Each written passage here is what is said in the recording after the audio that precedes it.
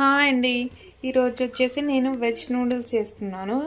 Welcome to chikki blogs అండి. నేను ఈరోజు వెజ్ నూడిల్స్ చేస్తున్నాను మా చెల్లి కోసం అనేసి. తనకి నూడిల్స్ తినాలనిపిస్తుందంట. సో బయట కొనుక్కోవడం ఎందుకు అన్నీ ఈ మధ్య మనం న్యూసెస్ చూస్తున్నాం కదా, అంత బాగా వండట్లేదు, ఆయిల్ మంచిగా యూస్ చేయట్లేదు, ఎందుకనేసి మేము ఇంట్లోనే చేసుకుంటున్నాము. సో నేను ఆల్రెడీ వాటర్లో కొద్దిగా ఆయిల్ వేసేసి 2 నూడిల్స్ అవి బ్లాక్స్ ఉంటాయి కదా, 2 బ్లాక్స్ చేసాను. ఇప్పుడు వీటిని స్ట్రెయిన్ చేయాలండి, వాటర్ లేకుండా స్ట్రెయిన్ చేయాలి. నేను చేస్తాను, ఒక్క నిమిషం చేసి ఇప్పిస్తాను మీకు. నూడిల్స్ స్ట్రెయిన్ చేశాను చూడండి. నూడిల్ ఇలా అంటే విరిగిపోతుంది, మరీ మెత్తగా చేసుకోవద్దు, ఇలానే ఉండాలి. ఇప్పుడు కూల్ వాటర్లో పెట్టాను, ఇది ట్యాప్ కింద. చూడండి ఎంత ఫ్రీగా ఇట్లా వస్తున్నాయి, లేకపోతే మీకు గట్టిగా అయిపోతుంది. మనకి నూడిల్స్ చేసేటప్పుడు ఇలా ఇలా అంటే స్మూత్గా విడివిడిగా రావాలి, అందుకనే వాటర్ పెట్టుకోవాలి దాంట్లో. ఇక్కడ ఫస్ట్ వచ్చేసి నేను ఆనియన్స్ కట్ చేసుకున్నాను.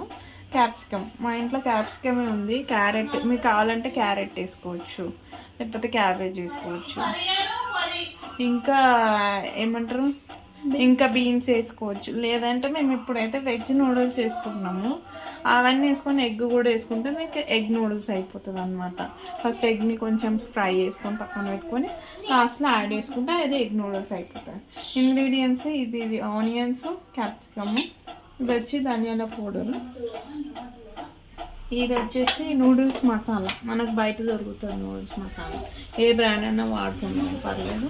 ఇది వచ్చేసి చిల్లీ సాస్, ఇది సోయా సాస్, అండ్ ఇది వచ్చేసి టమాటో కెచప్. ఇది చిన్నది 15 రూపీస్దే, మనం మంచిగా ఉంటుంది యూజ్ చేసుకోవడానికి కూడా. ఇది వచ్చి కారం, మేము ఇట్లా వాడతాం, ఈ డబ్బాలో వాడతాం కారం, పట్టించిన కారం అది. ఇది వచ్చేసి సాల్ట్ అనమాట. ఈరోజు మమ్మీ డబ్బా కడిగింది, డబ్బాలో వేయలేదు, అందుకే ఇట్లా ప్యాకెట్ ఉంది. ఇంకా ఏంటి, గరం మసాలా. ఇందులోనే నేను గరం మసాలా యూజ్ చేస్తాను, అందుకనే ఇది గరం మసాలా. ఓకేనా, ఇప్పుడు ప్రాసెస్ స్టార్ట్ చేసేద్దాం మనం.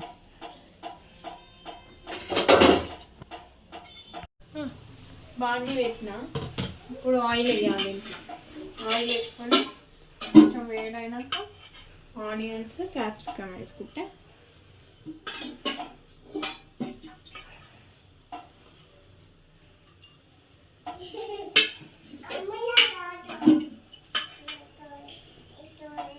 త్రీ టేబుల్ స్పూన్స్ వేసిన ఆయిల్ కొంచెం వేడి కావాలి.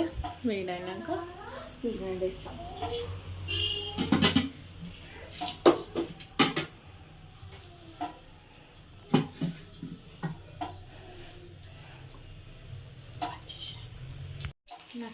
ఇప్పుడు ఆయిల్ వేడైంది. ఫస్ట్ నేను వేసేస్తున్నాను ఆనియన్స్ వేసేస్తున్నా.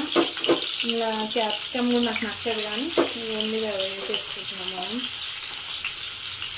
ఇలా కావాలంటే కొంతమంది కొత్తిమీర వేసుకుంటారు, ఇంట్లో వేసుకున్నట్టు, కానీ నాకు అట్లా నచ్చదు, అందుకే ఇక ఇట్లా వేసుకున్నా. ఇవి కొంచెం మనం తినేటప్పుడు పక్కకు పెట్టుకున్నాం, మంచిగా తినడానికి. ఇప్పుడు దీన్ని మనం ఇట్లాంటి దాంతో మంచిగా వేసుకుంటే మనకి ఇట్లాంటి గరిటెతో వేసుకున్నాం అనుకో మంచిగా ఫ్రీగా అయిపోతుంది అన్నమాట. లేకపోతే ఇట్లా స్పూన్ తిన్నా ఉంటే కష్టం అవుతుంది. సాల్ట్ వేసేస్తున్నాం, సాల్ట్.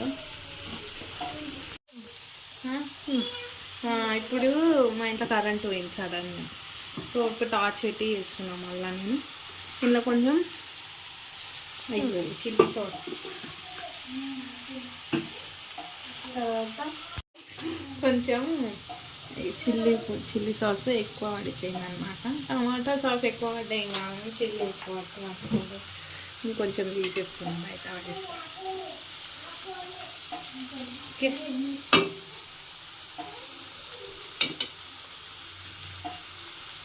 నెక్స్ట్ వచ్చేసి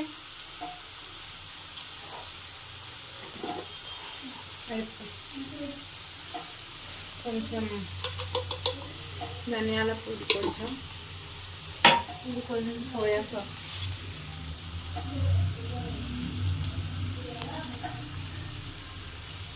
సోయా సాస్ కొంచెం వేసుకోండి, ఎక్కువ వేసుకోవద్దు. సోయా సాస్ సరిపోతుంది. మళ్ళీ దీంట్లో నూడిల్స్ మసాలా వేయాలి. పచ్చికర్రీ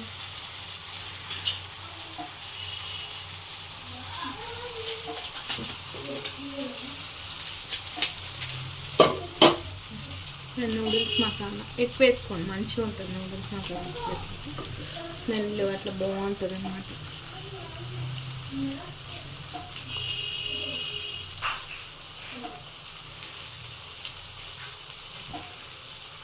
ఇంకా వేసుకున్నాం.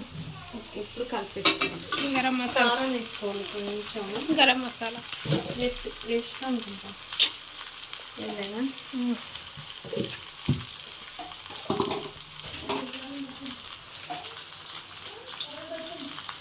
కొంచెం గరం మసాలా కొంచెం వేసిన అంతే. ఇప్పుడు మనం బాగా కలిపేసుకోవాలి.